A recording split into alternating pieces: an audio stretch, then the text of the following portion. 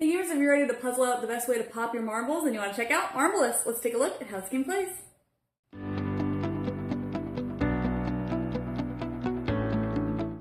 In this game, players are trying to score the most points by popping marbles in their little grid. On a player's turn, they will start by taking a marble card from the pool, and then they will take those marbles and put them into their tray. So I have a purple bonus token, so I think I'm going to take one of these that has multiple purples on it. I'll go ahead and take this one. When I take a card, I can then decide what orientation I want to put it in, and I can put it in any of those as long as I keep it the same. So I might drop these like that if I wanted to, but I could also do something like this.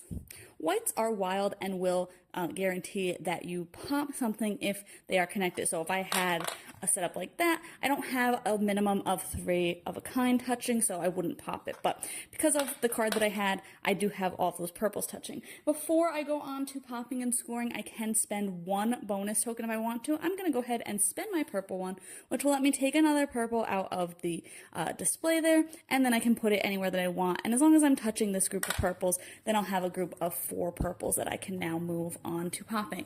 Like I said, if you have a group of at least 3, you must pop and score on your turn. So it can be beneficial to kind of set up grids or ways that you can score more depending on where those scoring cards are. So in this case, I have 4 purples, so I would look at here, 4 purples, and I would take this scoring card. I will also get 1 more bonus token because it was a group of at least 4, so I'll take that into my supply. I'll remove these from my tray and put them back into the main supply, and then I'll slide down that card and put out another one. Once all the blue ones have been taken, you'll take from the orange ones to fill in as well. And then I'll refill this grid here and we'll move on to the next player's turn. It is also possible to pop multiple things on a turn. So let's say that I took this card and already had these marbles in here. I put in red, blue, and yellow there. I'll pop my 3 reds. And I'll take the corresponding card for that and slide them down and refill. And then I would pop my 4 blues and take that corresponding card as well, and then in that case, 1 of the bonus tokens too. If at any time I empty my tray when I've popped some of my marbles, then I would also get a bonus white marble, and that would go into the center of my tray before I go on to the next turn. The game will end when there are no more marble cards, when you can't refill that grid there, and then players will just add up all their scores from the cards that they collected, and have a bunch of leftover bonus tokens plus marbles. You'll get some bonus points for that as well, and then whoever has the highest score will win.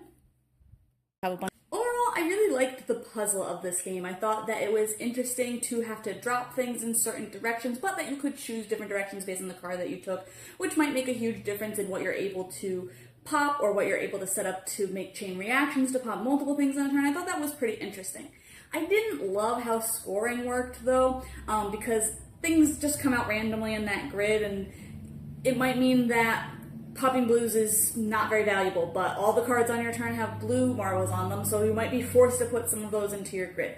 Things like that. And then at the same time, if you set up a really good chain reaction and you pop a bunch of things and get a couple of cards, that's great, but now maybe the next player has access to those orange cards, which are higher value, and they have the same thing set up where they're able to pop a bunch of things, so now they're getting more valuable cards for kind of the same thing. It didn't make a ton of sense to me why the points got better as the game went on and why they were kind of just randomly. It was weird to me that sometimes, because things slide down and everything, a group of 3 could be worth more than a group of 5, when a group of 5 is definitely harder to set up since you have to pop if you have a group.